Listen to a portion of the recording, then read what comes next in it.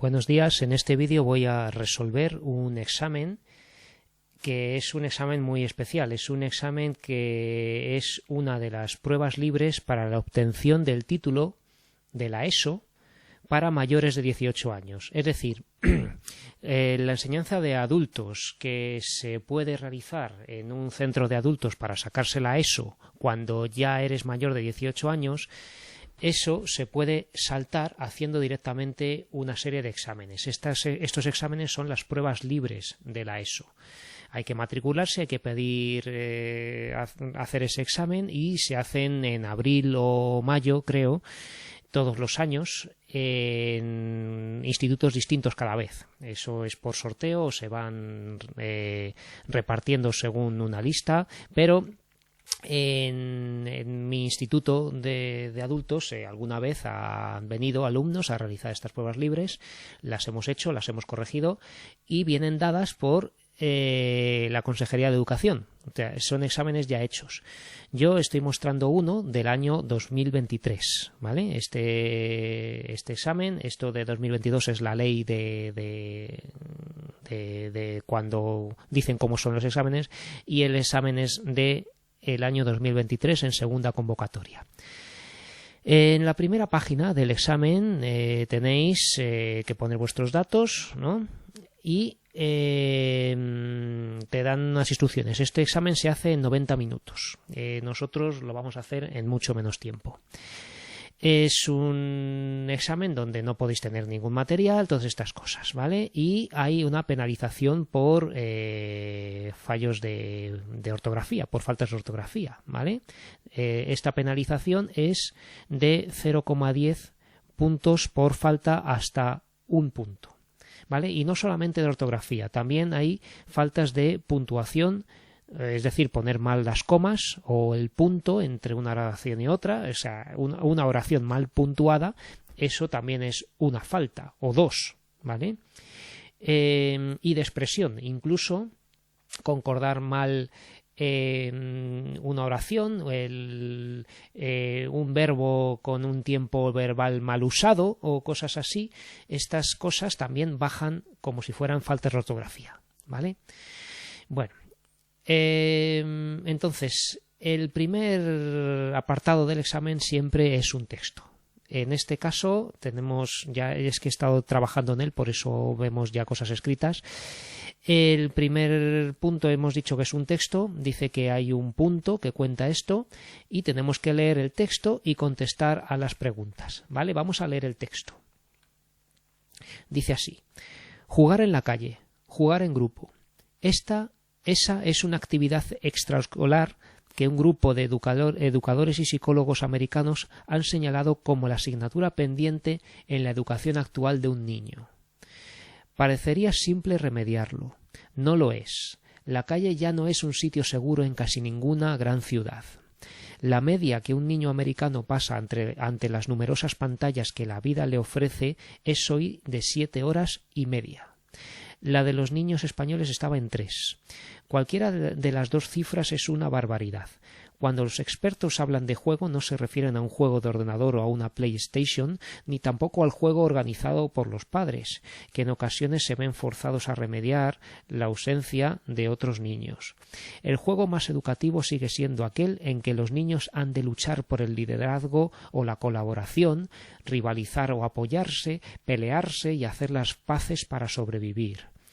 Esto no significa que el ordenador sea una presencia nociva en sus vidas. Al contrario, es una insustituible herramienta de trabajo, pero en cuanto a ocio se refiere, el juego a la antigua sigue siendo el gran educador social.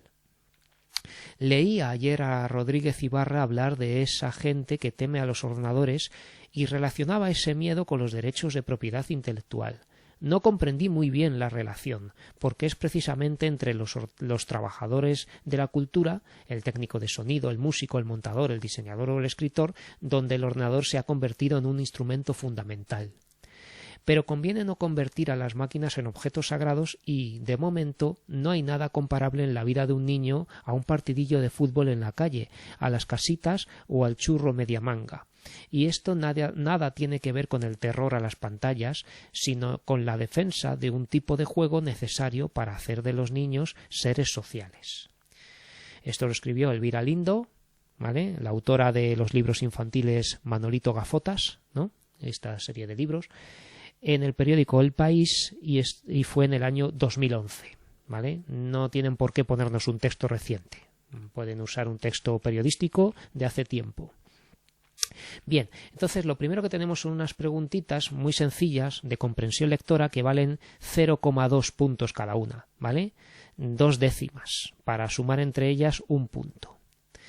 Dice aquí, ¿cuál es la asignatura pendiente en la educación de los niños según un estudio llevado a cabo por psicólogos y educadores? Pues es lo primero que nos han dicho aquí. Jugar en la calle, jugar en grupo, es la actividad extraescolar que un grupo de educadores y psicólogos americanos han señalado como asignatura pendiente en la educación de un niño. ¿Vale? Pues jugar en la calle y jugar en grupo. ¿Vale? Esto que he puesto aquí. B. ¿Por qué no es fácil llevarlo a cabo? ¿Por qué no es fácil llevarlo a cabo? Pues seguimos leyendo. Parecería simple remediarlo. No lo es. La calle ya no es un sitio seguro en casi ninguna gran ciudad. La media que un niño americano... Y ya pasa a hablar de pantallas y cosas de ordenadores. Entonces, dice que no es fácil remediarlo y eso es lo que nos están preguntando. ¿Por qué no es fácil llevarlo a cabo? ¿Por qué no es fácil? Pues porque la calle ya no es un sitio seguro en casi ninguna gran ciudad. ¿Vale? Porque la calle no es segura. Las calles ya no son seguras. Lo que sea.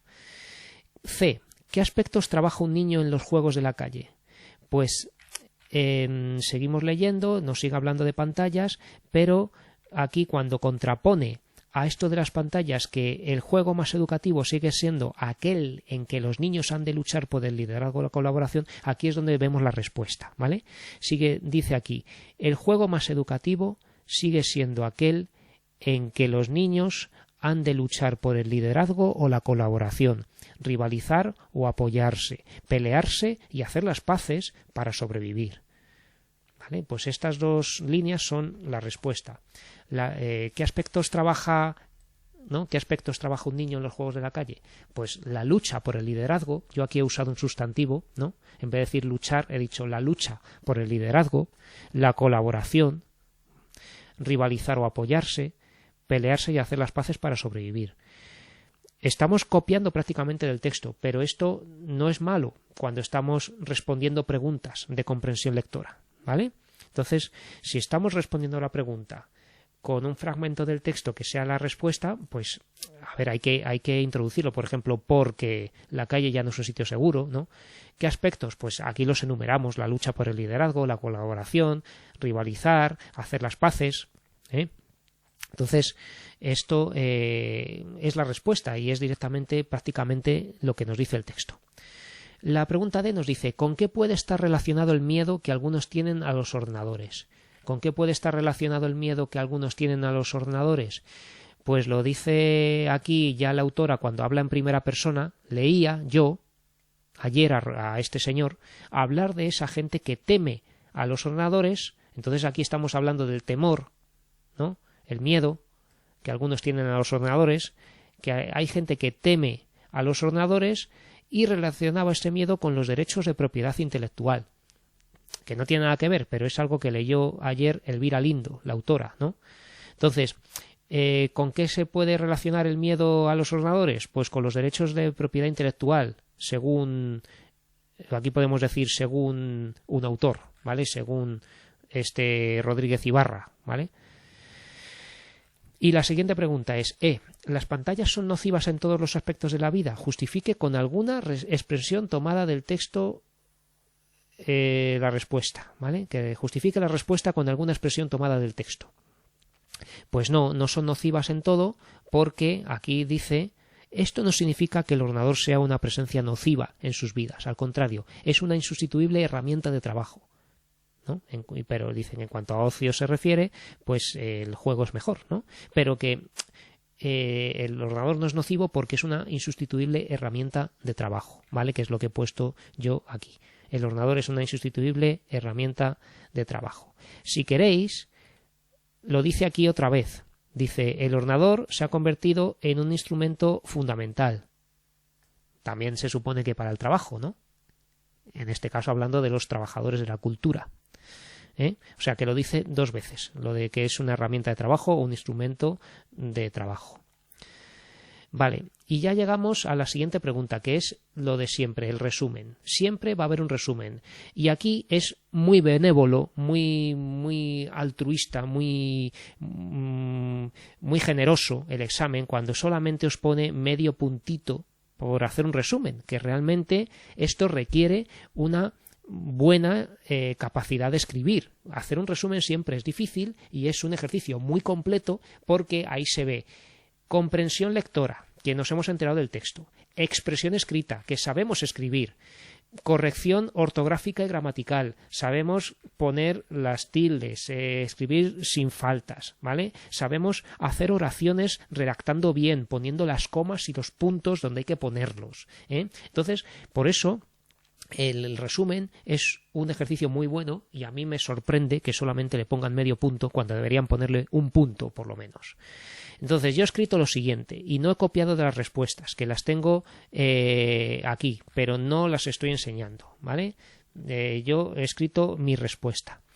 Un grupo de educadores y psicólogos americanos afirman que los niños actuales deberían jugar más en la calle, ya que tiene muchos beneficios en el aprendizaje y la sociabilidad. Jugar en la calle. Sin embargo, no es fácil porque las calles no suelen ser un lugar seguro y porque juegan muchas horas al ordenador o pasan muchas horas con pantallas de ordenador, el cual de por sí no es malo porque es una herramienta de trabajo, según sostiene la autora, Elvira Lindo.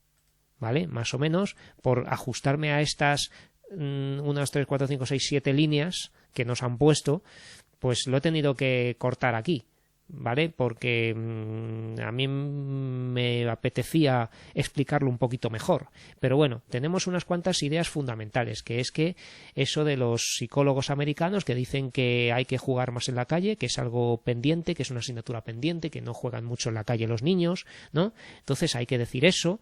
Que las calles, que esto no es fácil porque las calles no son un lugar seguro, pues también es muy importante, pero que sobre todo este tema de los ordenadores, que es el tema que trata más en el texto, ya que luego lo retoma en el segundo párrafo, ¿vale? Entonces, que los ordenadores absorben muchas horas, pues es prácticamente el tema, ¿no?, del texto, el tiempo que se pasa ante el ordenador, ¿no?, que es un hilo conductor a lo largo del texto, porque luego dice que el tema principal sigue siendo que el juego es necesario para hacer a los niños seres sociales, ¿vale? Esto sería prácticamente el tema principal o incluso la tesis que defiende el texto, pero además que como impedimento, digamos, para este juego están los ordenadores. Y a la vez que los ordenadores no son malos, ¿no? Entonces, o sea, tenemos que el juego es fundamental, ¿no?, que hay que evitar pasar tantas horas ante el ordenador porque pasan muchas horas, pero que el ordenador no es malo porque es una herramienta de trabajo, ¿vale? Que lo he dicho aquí, más o menos. Luego dice, a partir del texto exponga su opinión, unas 6 o 7 líneas, sobre la importancia, ventajas y o desventajas que tienen los juegos de los niños en la calle. Otro medio punto, y esto también es poco porque un texto argumentativo, un texto de opinión como el que hay que hacer aquí, es algo que requiere también buena expresión escrita. Yo he escrito lo siguiente, así improvisando. Quien no ha jugado en la calle de pequeño no conoce a tiempo lecciones fundamentales de la vida, ¿vale? He dicho lo de a tiempo porque es importante aprender de niños ciertas cosas que luego de mayores es peor. En este tipo de juegos se sociabiliza, se rivaliza, se conoce a las personas, que son así toda la vida. 2 puntos. Los líderes, los rebeldes, los rencorosos, los honrados, etc. A veces son experiencias dolorosas, pero el aprendizaje es esencial. Como desventajas pueden mencionarse los peligros, tanto físicos como de las malas influencias, que pueden generar comportamientos dañinos para el propio niño y para la sociedad, me he pasado un poquito aquí, pero no creo que me bajasen nota por media línea más, ¿vale? Por eso, que los peligros pues son las malas influencias, las malas compañías que nos pueden contagiar, digamos, comportamientos de delincuencia, de adicciones o esas cosas que tiene la calle, ¿no? Yo recuerdo a mi abuela o mi bisabuela, ¿no? Que concretamente que decía, la calle es un cuchillo, ¿no? Que la calle es un cuchillo porque era jugar en la calle, entonces se pensaba que era malo, ¿no? Y ahora fijaos que dicen que es bueno, ¿no? Porque la calle es donde están pues siempre las peores personas en muchos casos, pero bueno, ahora dicen que hay que jugar en la calle porque es verdad que trae lecciones de vida muy importantes. Bueno, y ya llegamos aquí a la parte en la que no hay que escribir, sino solamente contestar las preguntas que nos pongan. Conocimiento de la lengua y de la literatura, y esto ya son 8 puntos del examen, y dice, identifique la categoría gramatical de las siguientes palabras subrayadas en el texto. Es importante que revise en el texto la situación para determinar la categoría exacta, claro, porque no podemos decir exactamente qué tipo de palabra es si no la vemos en el contexto, no en el texto. Para, ¿no? Para, claro, podría ser el verbo parar, pero vamos a ver qué es, ¿no? Dice, hacer las paces para sobrevivir, ¿vale? Que tenemos aquí, ¿vale? Pues, ¿esto qué es? Pues esto no es el verbo parar, esto es una preposición, ¿vale? Entonces, aquí simplemente ponemos para, preposición, ¿vale? Ante, cabe, con, contra, de, desde, en, entre, hacia, etcétera. Nociva, ¿qué es nociva? Pues nociva, vamos a buscarlo, y dice que esto no significa que el ordenador sea una presencia nociva, ¿vale? Pues esto es un adjetivo, ¿vale? Un adjetivo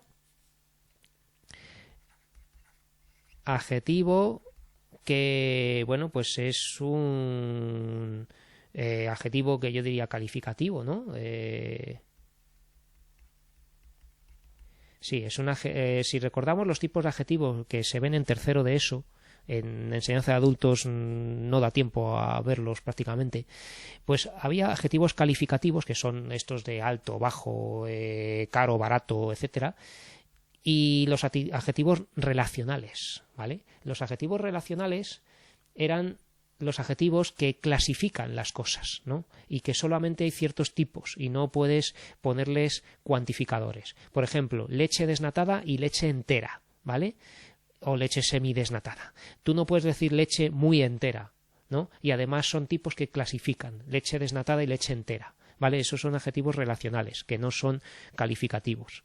Los adjetivos calificativos son los normales, por así decir. Pues eso, tenemos aquí que es esto que como pone aquí, una presencia nociva, ¿no? Pues calificamos la presencia, ¿vale? Bueno, luego tenemos aquí un se.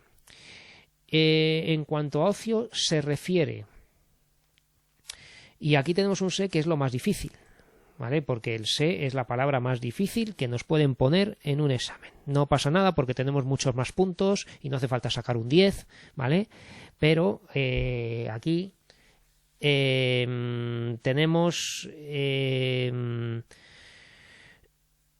una cosa que yo voy a decir y que realmente es más correcto que las soluciones que pone en el examen. En el examen os pone en las soluciones, que no quiero enseñaros porque no creo que sea legal, ¿vale?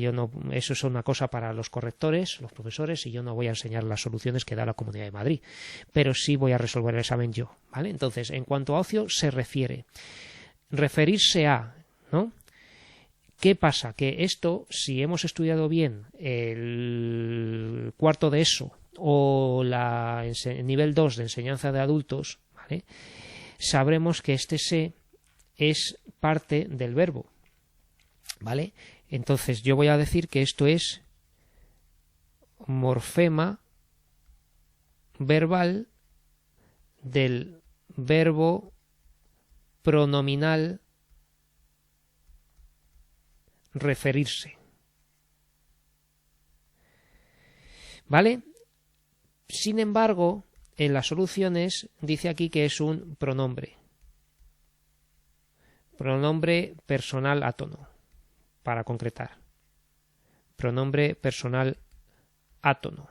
Si recordamos, los pronombres personales átonos son mete, se, nos, sos, lo, la, los, las, le y les, ¿vale? Y el se pues era pues un pronombre que podía funcionar pues de complemento directo, indirecto o lo que sea según qué oración, ¿no? Pero claro, esto no es un pronombre porque no está no funciona de complemento directo ni indirecto, sino que es parte del verbo referirse, ¿vale? No es que se refiera a sí mismo, ¿no? Sino que se refiere a, ¿vale? Tendríamos el complemento de régimen a ocio, ¿no? Referirse a ocio, ¿vale? Eso sería complemento de régimen verbal. Entonces, ¿qué pasa? Pues que si ponéis morfema verbal, pues puede que sepáis más que el profesor, ¿vale? Porque es parte del verbo, un morfema verbal, que no es pronombre. Y si ponéis pronombre personal átono, que es lo que pone en las soluciones, pues os pondrán que está bien, ¿vale? Porque poca gente sabe que esto es un morfema verbal del verbo pronominal referirse, ¿vale? Yo esto lo digo porque es lo correcto.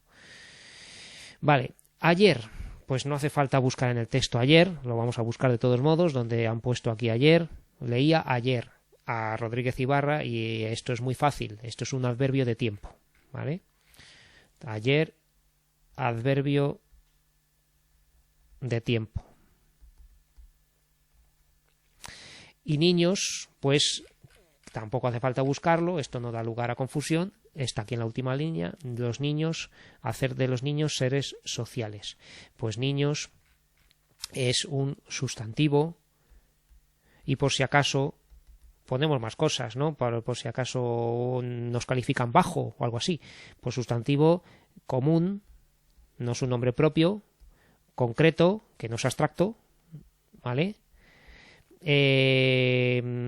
Individual, porque no es colectivo, ¿vale? Algo colectivo sería pues niñería o pues las cosas como bosque o coro o lo que indica una colectividad. Aunque esté en plural es individual, individual y contable, porque se pueden contar 2 niños, 3 niños, ¿vale? Y luego incluso podemos poner masculino plural si nos apetece, masculino plural. Todo esto podemos decir en un sustantivo como niños, ¿no? Vale, bueno, el adjetivo calificativo pues también podemos poner femenino singular. Femenino singular. ¿Vale? Las palabras flexivas que tengan flexión, pues ya está. Vale, ahora nos van a preguntar verbos. Complete las celdas en blanco con la información requerida. También 0,2 cada una y hay que tener las 2 columnas bien para que nos cuente la pregunta. Pedro y Paula vinieron a casa la pasada noche. Entonces, nos preguntan por el verbo vinieron. ¿Qué persona y número es? Pues esto es tercera persona del plural, ¿vale? Porque son ellos, ¿no? Vinieron. Y ahora, tiempo, modo y conjugación. Pues, ¿en qué tiempo está el verbo venir aquí? Pues esto es pretérito perfecto simple, pretérito perfecto simple de indicativo.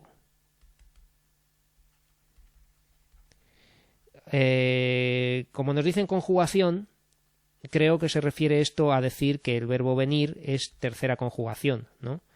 De tercera conjugación, porque el verbo venir entonces es de tercera. Esas son mis flores preferidas. Esas son. Pues, ¿qué es esto? Pues también está en tercera persona del plural, ¿vale? El verbo ser aquí está en presente de indicativo. Presente simple de indicativo, ¿vale? Esas son mis flores preferidas. ¿Y esto qué conjugación es? ¿Qué conjugación es el verbo ser? Pues acaba en er, pues será segunda conjugación. Es un verbo irregular, pero bueno. Venga, ojalá ella venga a la fiesta esta noche. Ella venga. Entonces tenemos que esto es tercera persona del singular, ¿vale? ¿Y qué tiempo verbal es este? Ella venga, ¿no? ojalá ella venga, quizá ella venga, ¿no? Con un adverbio como este de desiderativo o quizá un adverbio de duda, ¿no? Pues esto nos exige poner no viene, sino venga, ¿vale? Entonces, ¿esto qué es? Presente de subjuntivo. Presente de subjuntivo. La conjugación del verbo venir es también tercera conjugación. He comprado los regalos de Navidad en ese mercado. He comprado. Entonces, ¿esto qué es? Yo he comprado. Esto es primera persona del singular. ¿Vale? ¿Y esto en qué tiempo está? Pues esto se llama pretérito perfecto compuesto. Pretérito perfecto compuesto de indicativo. ¿Vale? Si fuera de subjuntivo sería haya comprado, ¿no? Pero es he comprado, indicativo. Y comprar es de la primera conjugación, acabados en ar, ¿no? Primera conjugación, verbos acabados en ar. Repitas.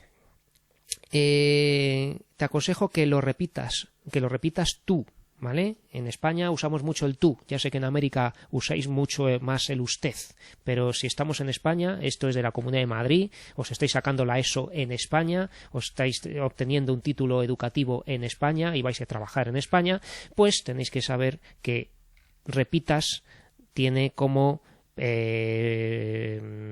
sujeto omitido, ¿no? La persona que va con el verbo tú, ¿vale? Y repitas tú, este tú es segunda persona del singular. ¿Vale? ¿Qué tiempo verbal es este? Pues que lo repitas, que no repites, que es repitas. Es como quizá repitas, ¿no? Esto vuelve a ser un presente de subjuntivo. Presente de subjuntivo. Y el verbo repetir es de la tercera conjugación. ¿Vale? Pues nos han preguntado mucho sobre verbos y esto vale un punto, pero está bien porque no lo sabemos, contestamos y conseguimos esta puntuación. Ahora tenemos un análisis sintáctico de una oración compuesta que dice así: les contó que había recibido el primer premio su hermana pequeña. Bien, lo primero es que esta oración nos puede dar lugar a confusión porque ¿cuál es el sujeto de la oración principal? ¿Él o ella les contó que había recibido o su hermana pequeña y está aquí al final el sujeto y este es el sujeto de todo? Según las soluciones de este examen, el sujeto omitido es él o ella, ¿vale? Su hermana pequeña va a ser parte de la oración subordinada. Entonces, esto podría haber sido una pregunta al examinador para decir, oiga, ¿el sujeto cuál es? ¿Él o ella o su hermana pequeña? Bueno, lo normal es que no nos contesten porque el que vigile un examen no tiene por qué saber contestar el examen, pero este análisis es válido. Vale, entonces si el sujeto es él o ella les contó que había recibido el primer premio su hermana pequeña, todo esto es el predicado. ¿Vale? Sintagma verbal, predicado verbal. Podemos indicar aquí debajo que todo esto es una oración compuesta, ¿vale? Oración compuesta. Vale. Ya tenemos el predicado que es todo. ¿Cuál es el verbo de la oración principal? Contó. Contó es el núcleo de la oración total, principal, ¿vale? Porque acordaos que lo que empieza por qué va a ser la oración subordinada y todo lo que vaya después del qué va a ser parte de esa subordinada y tenemos que meterlo dentro de otro cajón o de otra barra, ¿vale? Bien, tenemos les, que es inconfundible, y esto es el complemento indirecto, ¿vale? Sintagma nominal, complemento indirecto y núcleo, ¿vale? Y ahora que había recibido el primer premio su hermana pequeña, todo esto, que había recibido el premio su hermana pequeña, todo esto va a ser la oración subordinada, ¿vale? Y vamos a ver de qué tipo. Vamos a pensar por qué cosa podemos sustituir todo esto para hacer una oración simple, ¿vale? Pues podemos decir, les contó eso, les contó la noticia, ¿vale? Porque si su hermana pequeña ha recibido un premio, es una buena noticia, ¿no? Entonces podemos decir, les contó la noticia, ¿vale? Él o ella les contó la noticia, ¿no? En este les está incluido a ellos, a sus padres o lo que sea, ¿no? Probablemente sea a sus padres, porque dice que había recibido su primer premio su hermana pequeña, pues este sujeto tiene una hermana y le está diciendo a alguien que su hermana pequeña había recibido un premio, ¿no? Entonces les contó la noticia, ¿vale? ¿Qué es esto? Pues esto no es otra cosa que el complemento directo, ¿vale? Que podría ser se la contó, o sea, les contó, podemos poner un pronombre como eso, les contó eso, ¿vale? Esa cosa, ¿vale? Y luego, ¿qué ocurre? Que si queremos sustituir todo por lo o la, se lo contó. Tenemos que cambiar el les por se, ¿vale? Se lo contó, ¿vale? Aquí está el complemento directo, lo, y el se es el indirecto, que era este les, ¿vale? Se lo contó o se la contó la noticia. Bueno, entonces ya sabemos que esto funciona como un sintagma nominal, la noticia, por lo tanto, esto es una oración subordinada sustantiva que está funcionando de complemento directo, ¿vale? ¿Qué tenemos aquí dentro? Pues el nexo, que es que esto, como es una conjunción, solo funciona de nexo. Si fuera un pronombre relativo, un adverbio relativo o un adverbio interrogativo o cualquier cosa que no sea una conjunción, tendría otra función aparte de nexo. Pero esto solamente es nexo porque esto es una conjunción, ¿vale? No estoy poniendo en análisis morfológico porque solamente nos han dicho sintácticamente. Si pusiera analice morfosintácticamente, tendríamos que decir de qué tipo es cada palabra antes de hacer el análisis sintáctico, ¿vale? Entonces ya tenemos el nexo que introduce la oración subordinada sustantiva que funciona de complemento directo. Bien, pues como esto es una oración, tiene que haber sujeto y predicado. ¿Cuál es el sujeto de esta oración subordinada? Su hermana pequeña. Su hermana pequeña, sintagma nominal, sujeto, ¿vale? Tenemos su determinante, hermana, núcleo, que es el núcleo de este sintagma nominal, y pequeña, que es un adjetivo, sintagma adjetival, complemento de nombre de hermana y dentro núcleo, ¿vale? Y ahora lo demás es el predicado. Había recibido el primer premio. Lo subrayamos teniendo cuidadito de hacer las barras o líneas a la altura de las palabras sin pasarnos para un lado y para otro, ¿vale? Para que se vea bien. Si queréis podéis hacer como cajoncitos para que se vea hasta dónde llega el segmento. Vale, había recibido el primer premio, esto es el predicado, sintagma verbal, predicado verbal. ¿Cuál es el núcleo? Había recibido. Este es el núcleo del predicado, de este predicado, ¿vale? Porque no es la oración principal, esto es la oración subordinada. Había recibido, ¿vale? Este, por cierto, es un pretérito pluscuamperfecto de indicativo. Había recibido. ¿Qué había recibido? ¿Qué es lo que había recibido? El primer premio, ¿vale? Esto es un sintagma nominal cuyo núcleo es premio, ¿vale? Que es el complemento directo de esta oración subordinada, ¿vale? Su hermana pequeña había recibido el primer premio. Su hermana pequeña lo había recibido. ¿Qué es lo que había recibido su hermana pequeña? El primer premio, ¿vale? Incluso podíamos hacerlo en pasiva para ver que recibe la acción del verbo. El primer premio había sido recibido por su hermana pequeña, ¿vale? O sea, el primer premio es el complemento directo. Premio es el núcleo, el determinante. Y primer es un adjetivo, entonces sintagma adjetival, complemento de nombre y núcleo, ¿vale? Y ya estaría. Esto es mi forma de analizar tradicional por barras o líneas, ¿vale?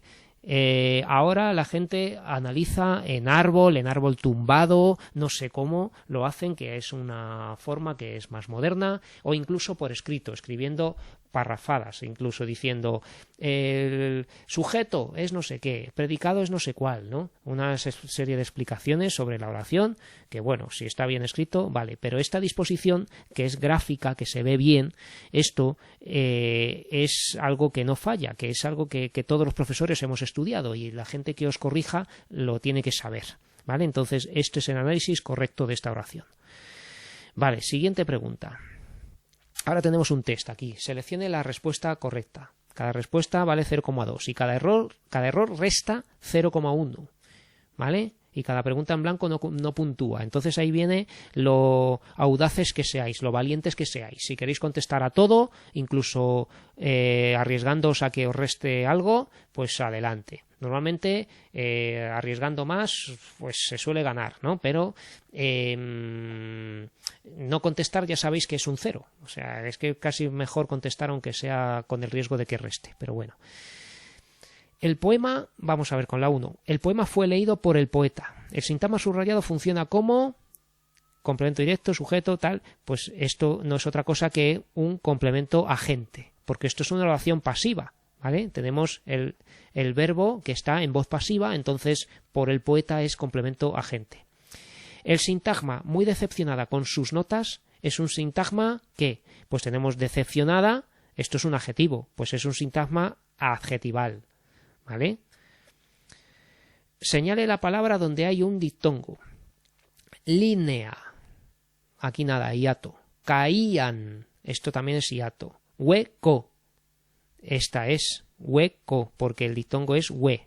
Cerrada y abierta. Hue. Y luego caos, otra vez es hiato porque son dos vocales abiertas. ¿Vale? Entonces es la C. Señala la palabra donde hay hiato. Entonces tenemos huérfano. Aquí hay un diptongo. Ahora, esta podría ser, aula, ¿no? Esto es un diptongo y nos dice aquí que la A y la C tienen hiato. Pues esto, cuidado, porque no es la A y la C, ya que aula, esto es un diptongo, no un hiato. La respuesta es solo la B, ¿vale? Ahora, porque un hiato en este caso se forma con una abierta y otra abierta, ¿no? Ahora, no se dice ahora, sino ahora, ¿vale? Son 3 sílabas. Hiato. 5. ¿Cuál es la palabra mal acentuada? Pues tenemos vio con tilde, esto está mal. Sois con tilde, esto está mal también. Prohíbo, esto está bien. Entonces la A y la B, ¿vale? La respuesta es la A y la B porque ambas están mal acentuadas. Seleccione la opción que contiene un error. Si no terminas pronto, te quedarás sin salir al patio. No lo dije yo, sino mi hermano. Lo repito una y otra vez como si fuera mi sino. Si no lo haces tú, lo hará él. Pues la respuesta es la D, la que tiene un error, ¿vale? Porque esto va separado, ¿vale? Si no lo haces tú, ¿vale? Esto es una oración condicional, ¿no? Esto es la condición, la prótasis, ¿vale? Si no lo haces tú, lo hará él, que sería la apódosis, ¿no? La continuación, la acción que tiene que ocurrir. Si no lo haces tú, ¿vale? Entonces, si no lo haces tú, esto no se escribe junto, ¿vale? Tenemos aquí distintos tipos de sino. Si no terminas pronto, ¿no? Esto es otra oración condicional, tal. No lo dije yo, sino mi hermano, ¿vale? Esto sería una oración adversativa, ¿vale? Una oración compuesta coordinada adversativa donde el nexo sería sino, ¿vale? Esto sería una conjunción. Aquí, en cambio, no es una conjunción, sino mi sino, que sería mi destino. Esto es un sustantivo, ¿vale? Entonces, se escribe junto sino cuando es la conjunción adversativa y cuando es el sustantivo destino, mi sino, ¿vale? Acordaos de esa obra de teatro del romanticismo, Don Álvaro o La fuerza del sino, del Duque de Rivas. Vale. 7. Señale la opción donde todas las palabras son llanas. Pies, sala, salita, poeta. Vale, aquí tenemos pies, que es aguda, entonces nada. Ordenador, aguda, nada. Piedra, césped, cohete, árbol. Pues esta puede ser, la voy a poner, ¿vale? Y luego tenemos fuimos, salimos, salí, esta es aguda, piedra. Entonces, todas llanas sería la C. Piedra, césped, cohete, árbol, ¿vale?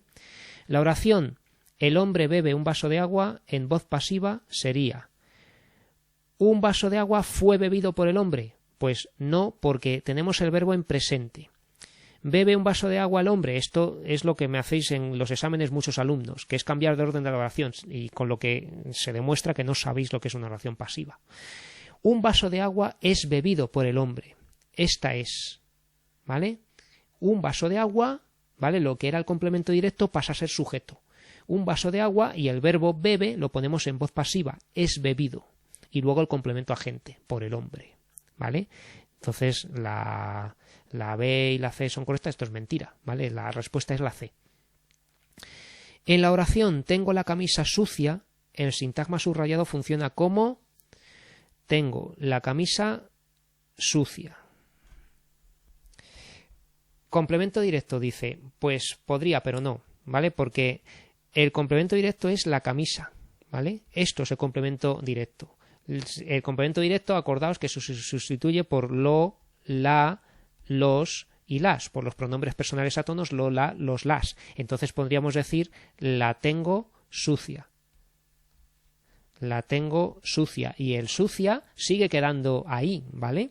Entonces, yo tengo la camisa sucia, lo podemos sustituir por esto, la tengo sucia, y sucia sigue permaneciendo. No es el complemento directo. Sujeto.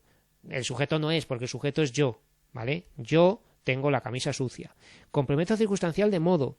Pues podría ser, porque podrías decir ¿cómo tengo la camisa sucia? Pero no es complemento circunstancial de modo, sino que es complemento predicativo, ¿vale? Concretamente, complemento predicativo de complemento directo, ¿vale? Porque es un adjetivo que está diciendo una cualidad o estado del complemento directo que es femenino singular, ¿vale? La camisa es femenino, sucia es femenino también, están en singular, ¿vale? Entonces, cuando es algo que concuerda con el complemento directo o con el sujeto, estamos ante un complemento predicativo que está indicando una cualidad o estado, ¿vale? Entonces, esta pregunta era difícil, pero alguien que sepa de sintaxis sabe contestarla. La palabra embellecer es, en su proceso de formación, ¿qué? Simple, compuesta, derivada o parasintética. Pues esto viene de bello, ¿no? De bello vamos a decir embellecer, ¿vale? Entonces, ¿qué ha pasado con esta base léxica bello?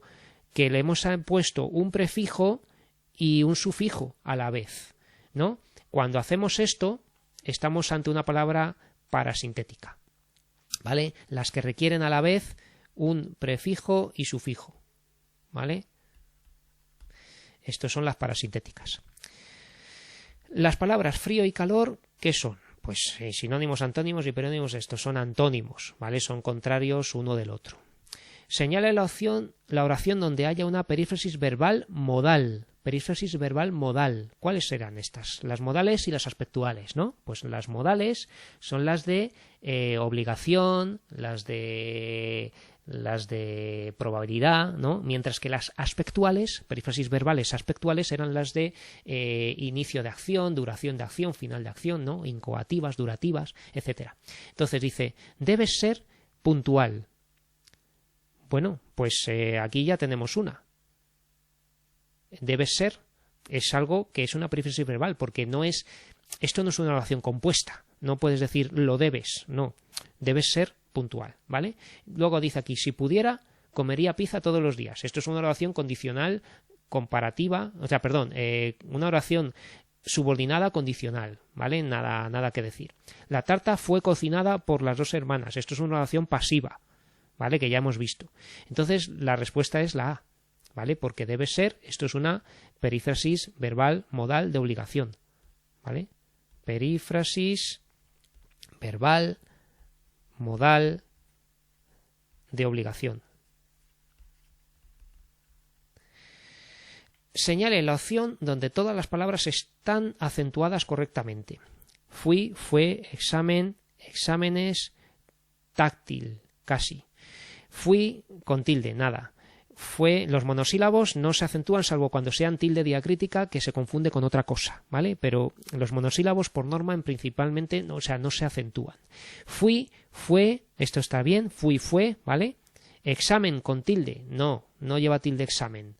Y luego la D, fui, fue, examen sin tilde, exámenes con tilde, esto está bien, y táctil con tilde, que también está bien. Entonces la respuesta es la D. Los monosílabos no llevan tilde. Esto es una palabra llana acabada en N. Como lejos, o sea, las palabras que acaban en N, S o vocal y que sean llanas no llevan tilde, ¿vale? Entonces, esto es una palabra llana acabada en N que no lleva tilde, como joven, ¿vale? Examen, imagen. Exámenes, ahora como le hemos añadido una sílaba más, sí que es esdrújula y lleva tilde. Exámenes. Y luego táctil, ¿vale? Acordaos de árbol, que las palabras que acaban en una consonante que no sea N ni S, y sean llanas, tienen que llevar tilde, ¿vale? Pues algo que acaba en L, que no acaba en N ni S, lleva tilde. Árbol, táctil, ¿vale? Entonces es la D. La oración ¿vienes a la cena o estás muy cansado? Es que tenemos aquí una conjunción adversativa. Esto es una oración coordinada, disyuntiva, ¿vale? Coordinada disyuntiva. ¿Vale? Si fuera, no han puesto las adversativas sería pero. Vienes a la cena o estás muy cansado, disyuntiva. De las siguientes oraciones señale aquella donde haya una oración subordinada adjetiva. Espero el resultado del examen que hice ayer. ¿Vale? Pues aquí ya tenemos una. Necesito que me ayudes con estos ejercicios. Esta no es, esto es lo necesito, ¿vale? Todo esto sería sustantiva. Fuimos donde nos recomendaste. Esta sería adverbial, ¿vale? De lugar. Iré cuando termine los ejercicios. Pues esta también es adverbial de lugar, ¿vale? Entonces la respuesta es la A. Espero el resultado del examen que hice ayer, el cual, este es el truco, ¿vale? Hice ayer. Cuando podemos sustituir que por el cual, la cual, los cuales, las cuales, estamos ante un pronombre relativo que introduce una oración subordinada adjetiva o de relativo. Y ya estamos con literatura. Son 2 puntos. Complete la siguiente tabla. 1 punto de 0 a 10 por cada fila correcta. Hay que completar todo bien. Bueno, pues tenemos aquí a Antonio Machado. Obra, pues una obra de Antonio Machado, pues Campos de Castilla. Campos de Castilla o Soledades, Galerías, otros poemas, ¿vale? La de Campos de Castilla es la más famosa. Movimiento literario, pues Generación del 98. ¿Vale? En algún examen he visto que llaman también modernismo a la generación del 98. Se suele distinguir el modernismo del 98 porque el 98, la generación del 98, es el modernismo que tiene lugar en territorio español, digamos, en España, y con las circunstancias del desastre del 98, ¿no? La pérdida de Cuba, Puerto Rico y Filipinas, y con ese tema de España tan presente, ya no es exactamente modernismo, es un estilo que se llama generación del 98, un movimiento que tiene que reúne una serie de autores, ¿no? Que son Antonio Machado, Unamuno, Valle Inclán, Pío Baroja, etcétera. Vale. ¿Quién ha escrito La casa de Bernarda Alba? Pues Federico García Lorca. Federico García Lorca.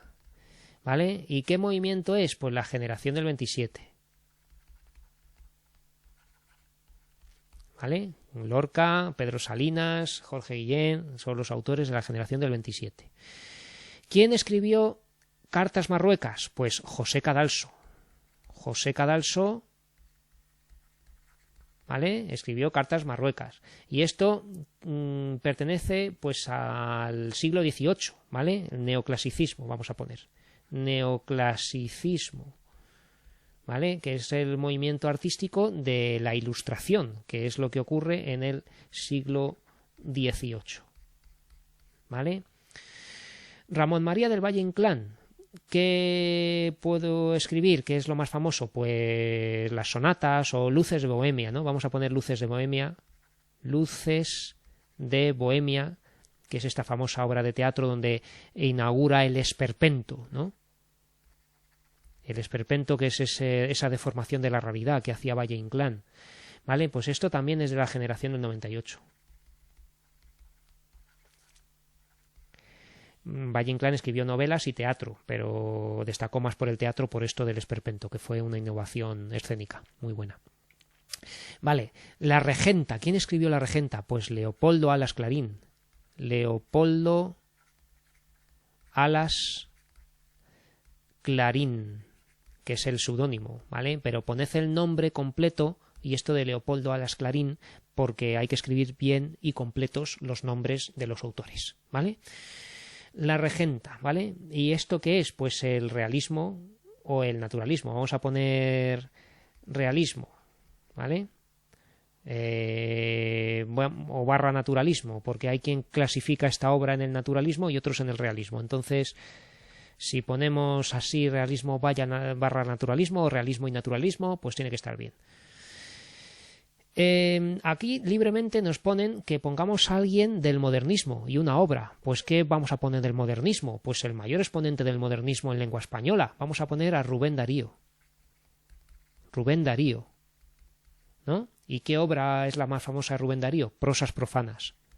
Prosas profanas. ¿Vale? Si quisiéramos poner otro modernista, alguien del modernismo, pues podríamos mencionar o bien a Manuel Machado, el hermano de Antonio Machado, Manuel Machado, o bien podríamos poner también a la etapa inicial de Juan Ramón Jiménez, ¿vale? Que al principio fue más bien modernista. Del romanticismo también nos dejan libremente poner un autor. Pues vamos a poner... ¿Qué autor ponemos? Pues el más famoso, ¿no? También Gustavo Adolfo Bécquer. Gustavo Adolfo Bécquer. ¿Vale? ¿Y cuál es su obra más famosa? Rimas y leyendas. Rimas y leyendas. Vale, Benito Pérez Galdós. Aquí nos dan el autor. ¿Qué obra podemos poner de Benito Pérez Galdós? Pues cualquier novela suya famosa, ¿no? Pues Fortunata y Jacinta, Misericordia, Doña Perfecta, Miau, o episodios nacionales como Trafalgar, Zaragoza, el equipaje del rey José, ¿no? Bueno, en fin, podemos poner muchas obras de Galdós. Vamos a poner Fortunata y Jacinta, que es la más famosa. Fortunata y Jacinta.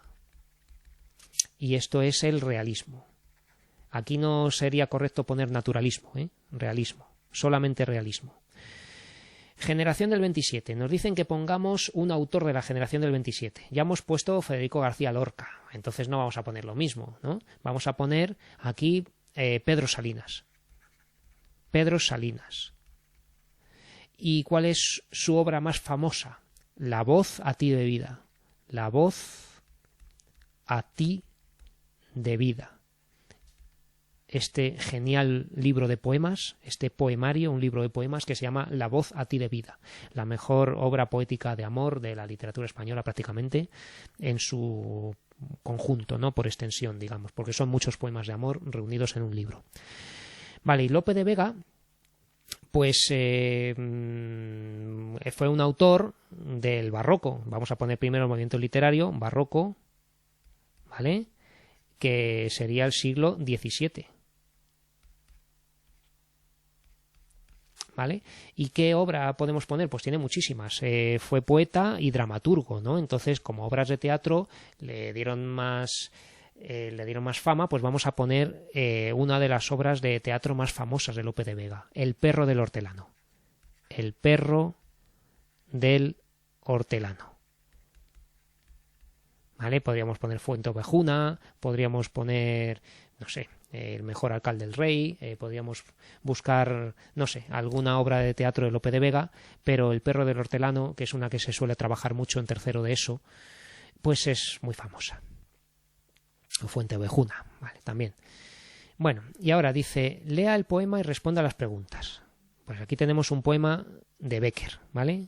de las rimas de Bécquer es la rima 53, que dice así: volverán las oscuras golondrinas en tu balcón sus nidos a colgar, y otra vez con el ala sus cristales jugando llamarán.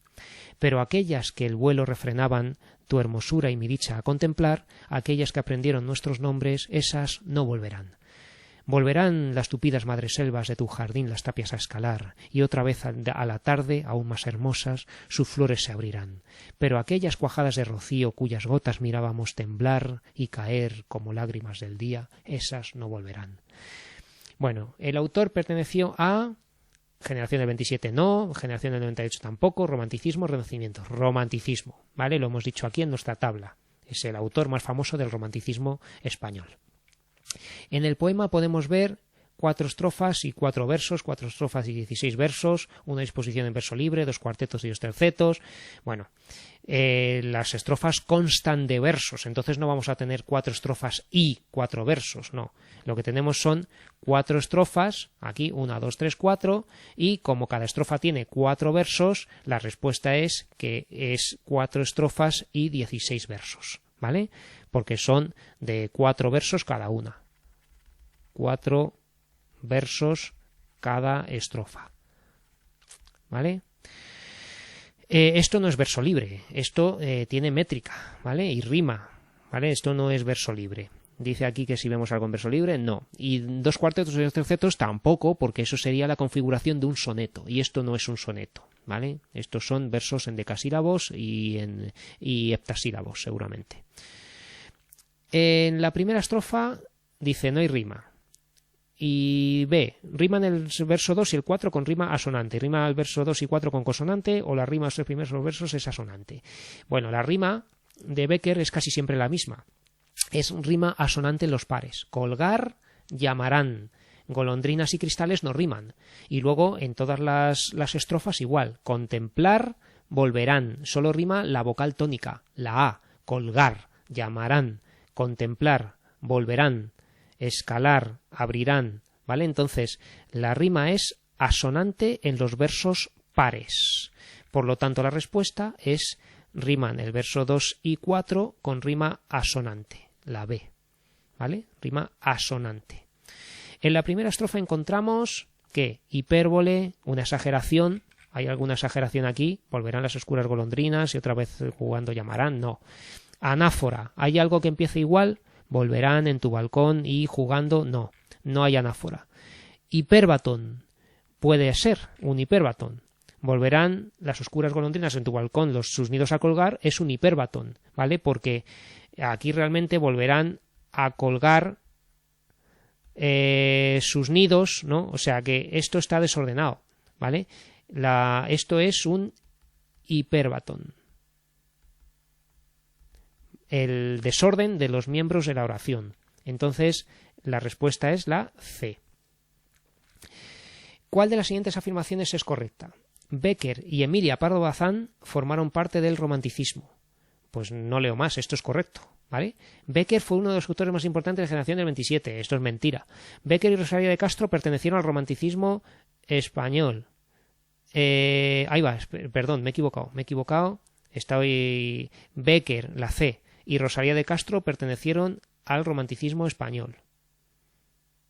Y las rimas fue una de las epístolas más importantes de Bécquer, no fue una epístola, ¿eh? Las rimas es un libro de poemas. Vale, pues ya con esto hemos terminado el examen, ¿vale? Espero que os haya sido útil y que os sirva de referencia para lo que tenéis que saber. Esto lo he situado en el final del listado de los vídeos del curso 2023-2024, ¿vale? Para que vean los alumnos lo que tienen que saber cuando han terminado. Y lo voy a utilizar también para el comienzo del siguiente curso, para que vea la gente, los alumnos, lo que tienen que llegar a saber, ¿vale? O sea que esto de las pruebas libres de la ESO es algo que nos viene muy bien para comprender la envergadura de conocimientos que tenemos que tener para tener la ESO. La ESO no es un regalo, la ESO es una educación fundamental que tienen que tener los ciudadanos de un país europeo avanzado relativamente como es España, ¿vale? No somos un país que estemos en el tercer mundo, ¿vale? Y por ello todos los que estamos formando parte de nuestra sociedad tenemos que tener el cerebro desarrollado y por eso hay que estudiar, ¿vale? Y por eso os enseño y hago todo el esfuerzo posible para que aprendáis todo esto. Muchas gracias y nos vemos en el siguiente vídeo.